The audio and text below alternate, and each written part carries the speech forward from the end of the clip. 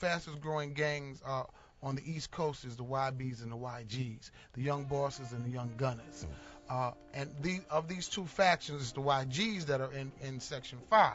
So, I'm sorry, the YBs that are in Section 5, and they're being inundated by the YGs who are outside, who are struggling for superiority that they're losing ground on because the YBs are growing. And the question is, what are they fighting over?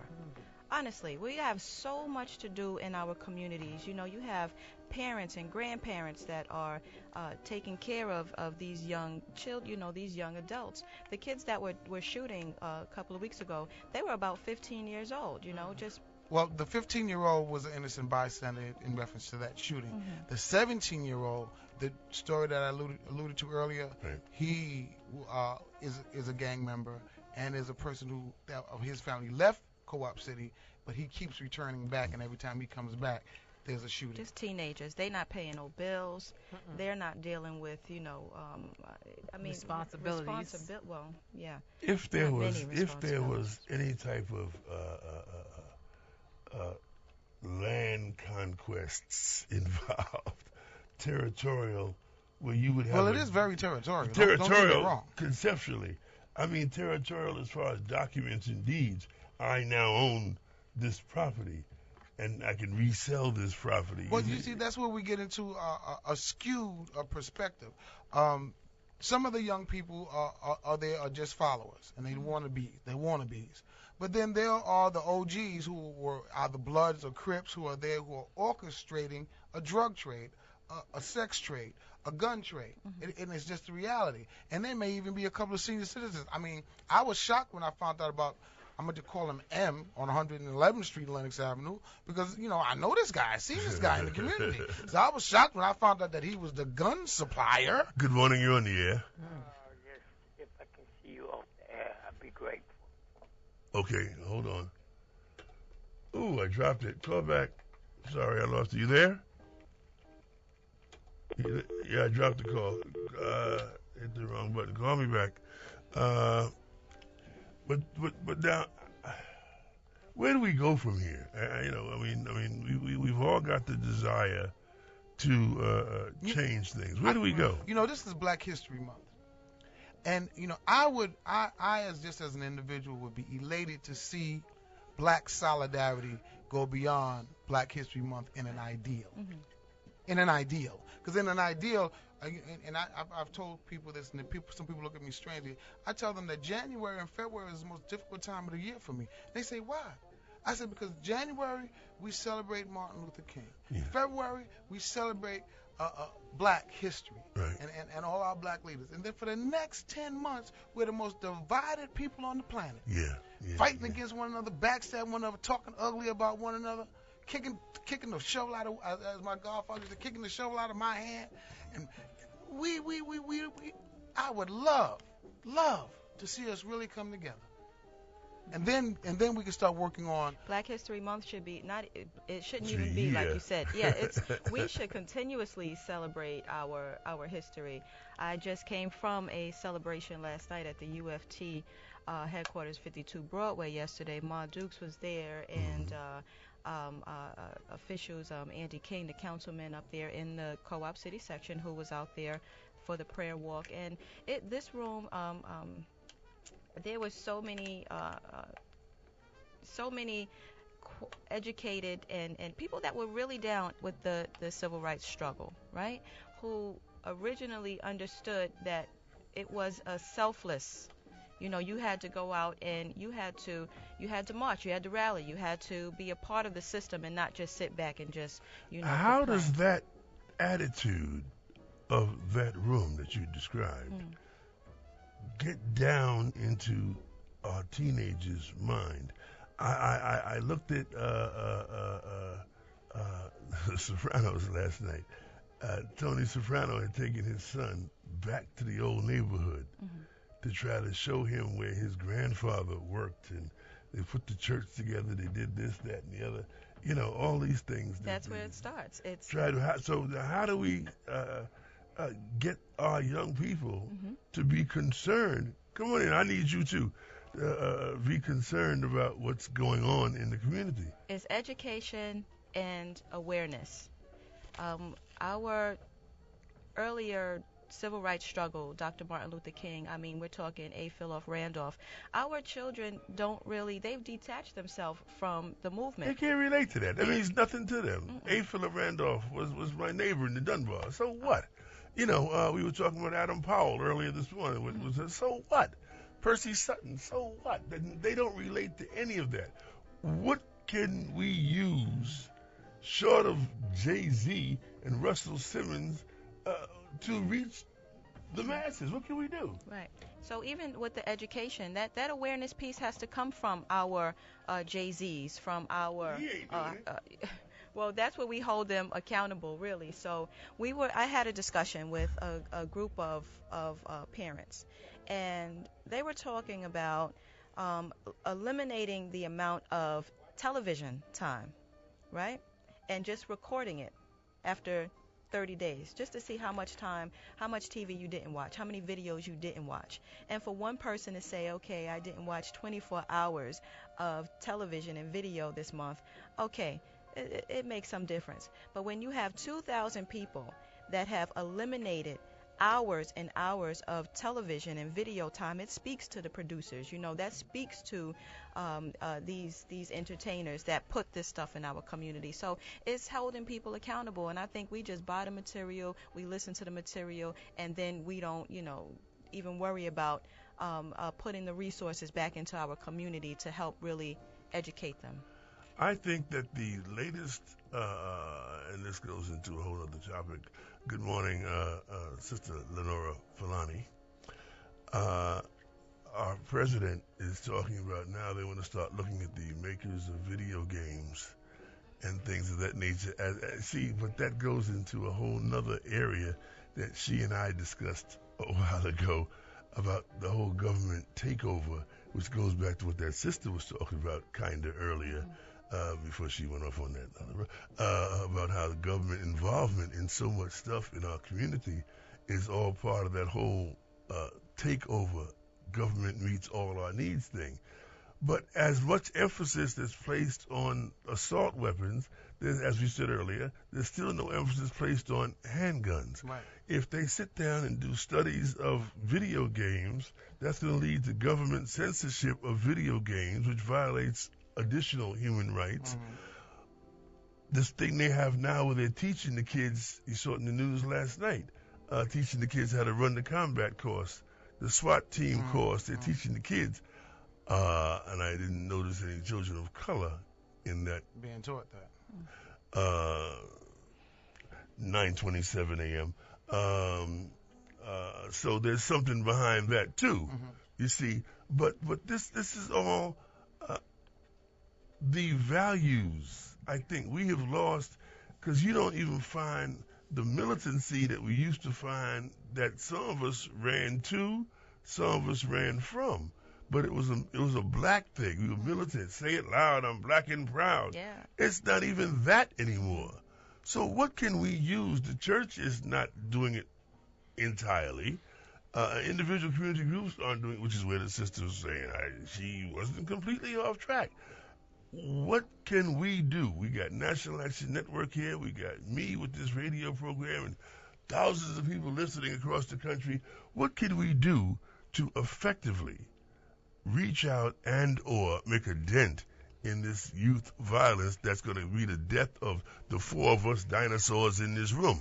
Well, Maybe not the two. Y'all ain't but definitely me. I'm a dinosaur. I'm a dinosaur. I'm a dinosaur. And, I think to answer that, Brother Bill, from my perspective, in my imperfection, to do the best that I can to bring about change, starting with me. Yeah. And one of the things when you and I started this journey so many years ago, I always said to myself, I got to stay outside of the box. And it isolated me from a lot of people because I had to speak truth to power. And I think in that vein, I've been consistent. I get myself into some trouble. I'm not the best guy, but I think that if everyone would take that stand and say, you know what? And I think that, we might bicker. We might not agree on everything. But I think that our babies are just as valuable as anyone else's baby. But when we see the pressures that they're under at 11 and 12 years old, okay, they haven't even made tangible life decisions yet. Okay, and they're under pressure. They're under pressure. To be a part of this thing or that thing, be it a sexual attraction, A gang, which arrested by which is a NYPD. gang, and put yourself out there to purposely be arrested, to get arrested to make you acceptable now in this crew. It's dysfunctional. It is totally. No. It's Just last week, Brother Bill, up in the Bronx, a young brother was arrested for assaulting a 9-year-old. Now, this is a 7-year-old assaulting a 9-year-old. threw him off the roof. No. This is another situation. Another one. Oh my goodness! All right. That means that there's too many situations. Okay, There's but too in this situation in the Bronx, I don't want to say the kid's name. In the situation in the Bronx, the young fella was a gang member, 7 years old, a gang member, and terrorizing an upperclassman in a grade school In order to get creds. in order to get street creds. Yeah, my see, goodness. that's But- what I'm that's talking dangerous. about. But see, Yeah. you got to understand something. This was being onlooked by people pontificating from the periphery. Exactly. Adults. Exactly. Adults. But when he got arrested, then everybody wanted to make noise. Oh, what the heck is NYPD putting their hands on our babies for? Police brutality. I don't deal with hypocrisy. Yeah. I try not to. I try not to. Even the hypocrisy in me, I go and I try to flush that puppy. Come on. So Rather than that's pet something. him. You make a good point, Rev. You make a good point. And so if I had to answer that question, right? I do workshops, outside of the National Action Network, and I focus on personal development, right? So what is that personal development? That's just the process of being a better you. You don't need a degree for it. We can get better at being us every single day. When do you do these workshops and where? These workshops in churches. I groups. need the list of where you're doing this at. Okay. Because I'm going to wake the town and tell the people. Okay. Because something that's being done has to be made aware to the people. Because, as I said, when kids are going out to commit crimes to purposely get arrested, that's bad. Right. It's one thing to fall into a situation, the Stevie Wonder thing, here, hold this bag for me, and you get caught with the bag. Okay, that's a whole other level of stuff. But when you purposely, intentionally go out to commit a crime, the rapes, unreported because they're under 18, the unreported rapes, they're gang raping girls and boys in these buildings. You see, locally, and adults know this. You see, but until it reaches their home, they're not going to say anything. Right. It can be in their building. Right? There's fear. Fear is part of that. Sure. I mean, every community that we go in to organize, the first thing that we encounter is fear, because they have been traumatized for so long by the opposing side that they know that retribution or retaliation is going to come down their street. And that's why, again, a lot of folks want to talk off the air. I've gotten 4 off the air want to talk, you see, because they're afraid that somebody recognized their voice. Now, fear not, beloved. I got a machine down here. I can push the button and distort your voice for you. So fear not. You can call back down here anytime. Auto-tune. I got a button right down. See that blue down there? Okay. Baby, please. It's WHCR. It's high tech over here. High tech. High tech, brother Bill. WHCR there. Right. Can we talk? But anyway, so fear not. What I'm saying is, though, that we have to do something, and whatever I can do. I'm only one, but he's only one, and that's how it begins. Right. Yeah. Organize one. where you are. I need that because of the fact that I've got folks that I would personally send to these workshops, because I go back to the days of Minnesink, okay, Camp Minnesink and Thorny. She would say, each one reach one, each one teach one. You see, you have to start somewhere with just that one. Hey, come in here and say hello to everybody. That's Sister Tina. Sister Tina Dixon in the house. We were sending her sympathies because her mother beat us all to heaven. I know, right? Her mother beat us all to heaven. Amen. See, and I recall reading somewhere it said, "Weeping may endure for a night, but joy comes in the morning." Mm-hmm. So after you realize you've done all you can, then hey, you did all you could. Amen. Amen. And then God finished up where you left off and took her where she needed to be. No more pills, no more pain, no more suffering, no more this. So you're looking pretty good for a grieving daughter. I'm trying. This will be my second cry-free day. Well, I'm good. and if it do come, that's all right too. Yeah, I'm good. 2 is open. Take 2. And if it does come, that's all right. We're not crying because of any type of guilt. No, I'm celebrating. My mom lived a good life. That's right. Right.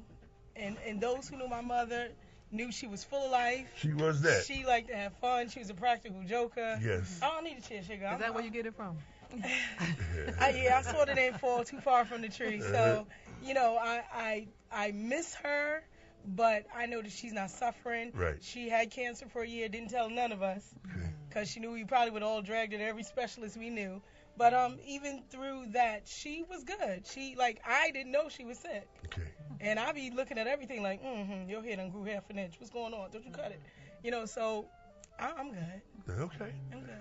You've got our love, and we just told everybody where to come out there and rock away. Yeah, far. As soon as they say Rockaway, I go to the Niagara Falls. Slowly I turn. I start getting to. She's trying to keep from crying. Hell, I'm trying to keep from crying when I think about Rockaway. I still got Sandy. I got Sandy in my chest. And listen, they wouldn't let me. My friends wouldn't let me go to Rockaway during Sandy because that's where I grew up. I'm from Rockaway. I'm from Rockaway Beach. I saw the pictures of the boardwalk that we played on. That was in front of other people's She's houses. off 89th, 81st Street. 86th Street. I'm 81st Street. Oh, look at that. And I could not believe the devastation that was out there, and that was just a level 1. Exactly. So New York is so unprepared. Exactly. I mean, I know that they'll be, making some changes in the infrastructure. No, you can't change nothing out there. Understand that. We on the water. And surrounded on 3 sides by water. Yeah. So there's nothing you can do. I stood on my porch watching 10-foot wall of water come by, and I said, "Peace, be still." Yes. And didn't nothing happen. I couldn't understand it. So I said it again. "Peace, be still." And watching my Mercedes float down the street. I said, "Well, that's that." Life changing. It was a humble experience. I know that. Yeah. That too. Stop. Change that. We'll start to cry in a minute. Excuse me. Let me do this for you while I'm here. Thank you. Start your machine. Man Up in Harlem is a by men for men ministry that focuses on creating positive changes in the Harlem community through prayer and community service. The group hosts a men's empowerment hour every Wednesday at 7 p.m. in the Polo Grounds House and Community Room, and a weekly prayer walk every Thursday morning in several locations. At the prayer walk, members pray together in a football-style huddle about community issues. Man Up in Harlem's slogan is "Don't talk about it, be about it." If you'd like to join a prayer walk, meet at 6 a.m. at the 155th subway station for the Polo Grounds House Walk, or at the Dunkin' Donuts at 126 in Amsterdam for the Grand House Walk. For more information, please check out www.manupharlem.org. All right, we're back on here now. We got that settled. Those of you that are watching on the computer screen, we're trying to figure out where that is coming from. And I've moved these lights here as best I can. And I said that's a combination. Maybe that's my mama. Somebody said that this morning. That's coming between Joe Brown and her mother, sitting there watching all of us in here make fools of ourselves. In any event, Vernon Williams, Reverend Sir. Yeah. What's going on? What's the next thing on your calendar? Well, of course, then there's Co-op City, and that's going to be continuous work as well as with Antioch Baptist Church and with Coney Island. Then our next stop on the 23rd, we're going out to Newark to partner out there with our brothers and sisters in Newark to bring Saturday outreach out there as we partner for Peace 2013. We're looking diligently for other people to partner with us as we move forward to here in New York. date to be announced for the Ride, Walk, and Rally for Peace. You know, that's where we have motorcades from each borough converging on the Brooklyn Bridge, and then we walk across the Brooklyn Bridge into City Hall Park for a rally, hence the Ride, Walk, and Rally for Peace. We've been doing this. I believe this will be our 4th consecutive year of doing this. And we do it. That's not with only, the caskets. That's with the caskets. Yeah. That's not just to bring awareness, but to let our people see, you know, that we are tired. Yes. We are fed up. But enough of us are not, though. See, here we go again, you know, not to be... No, I think like he said about being tired, there's 2 types of tired. There's tired when you're weary and just drained, and then like you said, there's tired when you're going to move in action and do something about it. So I think there's a lot of people who are tired, drained, tired, and they don't even have to get up and go sometimes, even to get up and go, and that's why we need help. I think we need to get them stirred up. I think when it gets closer to their doorway, though, I think when the hellhounds get close to their door, they'll come out. But you know, in the last 6 years, what I've noticed is if there's a shooting, we get droves and droves of people. But after things start to die down, then so do the people die down. The FBI says, and I read these stats a while ago, but they're probably still current now, that that's why Dave Dinkins got in trouble by allowing this disturbance to go on, because FBI statistics said, well, they'll only be upset for 10 days, you know, and after 10 days it'll just die down. And if we catalog or categorize events, you'll notice there's a actual time frame, it seems, where you don't even see it in the news anymore, even though the blood is still on the street, as it were. And that's how we are as a people. The attention as far as the latest news period, and then we just lose interest, even when it reaches our door. Yeah, but like in regards to Black History Month, Fannie Lou Hamer said, sick and tired of being sick and tired. And you have to get to that point where you get sick and tired of being sick and tired. Before it reaches your house. Yes. Yeah, and then afterwards as well. Having strong community cannot be left to someone else to do. Yes.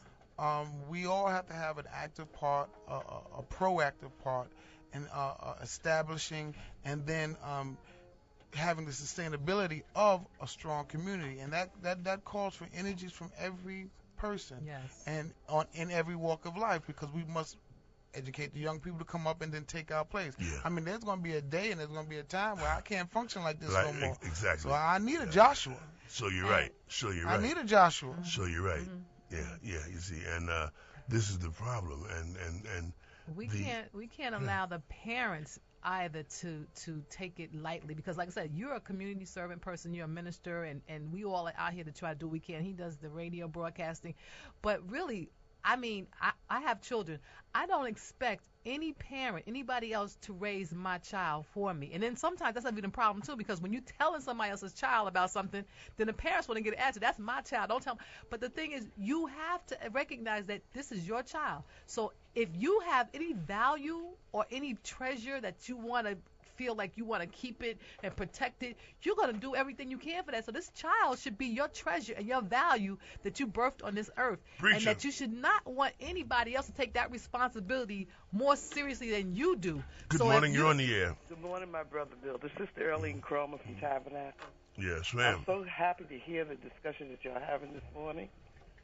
Truly, I don't know if you recall, but a few years back, I have called you about the same thing this young lady was just saying. Yes. There's a lot of people that feel that you should say nothing to their child. But it takes a village to raise a child. And I know we call Harlem a kingdom. Me and you, we call Harlem a kingdom. Yeah, I stopped that colony for I stopped that colony. There ain't no colony. It takes all of us. Kingdom of Harlem. Yes, but it takes all of us to help. And it doesn't have to be your child, but it is our child. I think that even though we usually met with consternation and they talk badly to us, yes. I think we still can't stop. No, we can't. Because I think, I don't know if you recall, but it was about an incident in the park. Yeah. And I called you, and I told y'all on the air about it. The young lady said to me, I'm a great-grandmother. She says to me, I think she was that 40. You're not supposed to speak to her, to my child. That's my child. Yeah. And they don't even allow that in school, so you can't do it in the park. Yeah, indeed. That the teacher can't say anything to your child. I said, what? Well, the right when teacher. I was a kid, they used The to right take a teacher. ruler. No, well, the right teacher. The right teacher. But I thank you for calling, my sister. God bless your heart. Give everybody at Tabernacle my regards. But now, Co-op City, Harlem River houses, housing developments in general, are a built-in breeding ground for gang violence. In my opinion, I go back to I.D. Robbins' philosophy way back in the 70s. Okay, anthropology is urban anthropology is my major. Okay, when I was matriculating, and I said, well, my pinky up. I said that. But now we found that all that talk in the 70s about the dehumanization process that goes into high-rise buildings is coming to pass.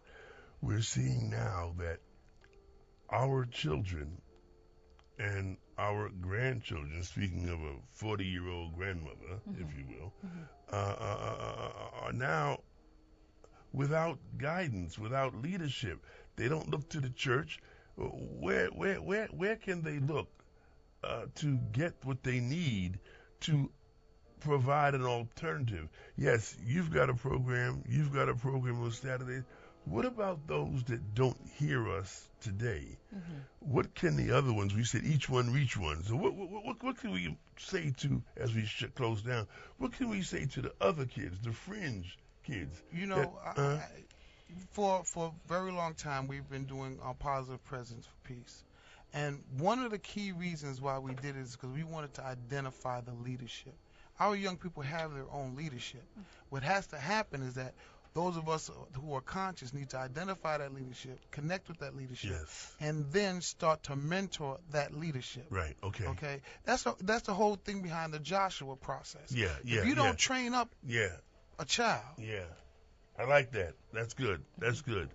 This is why I think that it was important to put a different face, if you will, on National Action Network. You got Tamika out there, you got you out there. That way the message is the same unilateral message, but it's not attached to one person who may or may not attract the attention required. The Joshua process, to clone yourself, Vernon Williams, to have other people like you to be out here and do what Al Taylor started up there in the Polo Grounds houses, which grew into which morphed into your thing. Even I got to include him. Even our brother Jack, bring him. He's doing his thing. Brother Akil as well, Street Corner Resources as well. Exactly. I mean, so there are many of us out there doing the work, and we are partnering together. But we need more. Yes. This rescue effort. Here I go. Here I feel my help coming. Come on. You got to give you 5 minutes, preacher. This rescue effort is going to take more than just us. Okay? Because when you put in your 2 hours and then you come up and do your 2 hours and then you come up and do your 2 hours and I do my 2 hours, that's only 8 hours. Yeah. And it might not be the effective 8 hours. Right. 24 hours. It might only be the informative 8 hours. We need to be, 24. 24 hours 7. right about now. Yeah. Yes, at the time we're And in. our executive director, Tamika Mallory, she's doing some amazing things just across this nation. I have a tremendous amount of respect for her. And honestly, it was Miss Tamika Mallory who changed my mindset. So the work that I was doing just on a small level, I saw the work that this young woman was doing and how passionate she was, and I was like, you know what, I have the ability to do this, and I stepped out on faith. And being heading this chapter in the Bronx, I mean, you're looking at a lot of issues ahead of you, but I know that if I was executive director at this young age, she's made so many milestones just in her career, just in her path, so I couldn't do anything else but to follow those who have done it. And that was one thing Mon Dukes talked about last night at this Black celebration. it was not just to be a good leader, but you have to be a good follower, you know. And I'm following in the steps of our president, Reverend Al Sharpton, executive director Tamika Mallory, and I only hope to make such a mark in my community. But yeah, I'm on the front lines with this, and I think just helping others to change their. I am a parent. Of how many? One son. Okay. He'll be 23 this year. 23. Get out of Talk Dodge. about yes. That's Y'all what talk I about Didn't I say 40-year-old grandparents? Yeah. Didn't I say it? Where is the fountain of youth? Because I know you found and it. you know, I need to go get me a sip. well, Rev, listen, I appreciate that, you know, and it's a stress-free life, and I pray, you know, and I have faith, you know, so I don't stress the little things, and I only focus on what I can do, and that's what I teach others out there. Focus on what you can do. What can you do? And when you write that list, because we can all talk about what we can't do, I can't do this, but focus on what you can do. You'll be surprised at the steps that you'll be able to make. So that's what we need to be. And it's in your pushing hands, these Adam young Paul people. said. You said It's in your hands. In your hands. Amen. You said steps. It's very important that they understand that. Don't try to master everything all at one time, because it's not going to happen. But like I said, take the steps first, and then you see gradually the growth of what you're doing. But people want to just, I think, try to overwhelm themselves with doing it all at one time. It doesn't work like that. Not at all. Okay. Wow. We've said a lot in a short period of time. That means you got to come back. Oh, Brother Bill, You're thank you. always I'd welcome, love you to know. come back. You know, and don't have to wait for him to, you know, pull the Cadillac up to bring you down. Okay. Because Iron horse. I got a Cadillac too. I wouldn't got me a Cadillac. I want to be like Reverend Vernon. I wouldn't got me a Cadillac. That's right. I sure did. Not bad. Would have got a roof With in no the top. sunroof top. Got a sun. I got a sunroof top in the thing. That's Kicking the scene. pretty white.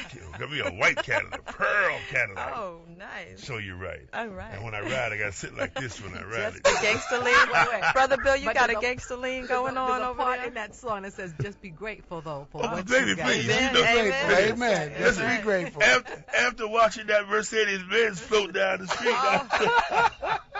Yes, Lord. boy was humbled Oh, yeah. and grateful. Oh, yeah. Yeah. See, so the Lord did make a way out of no way. Grateful. And by the way, on that same note, I want to thank you all for your tokens of love and the cards and letters and those fat cards and fat envelopes that came, you know.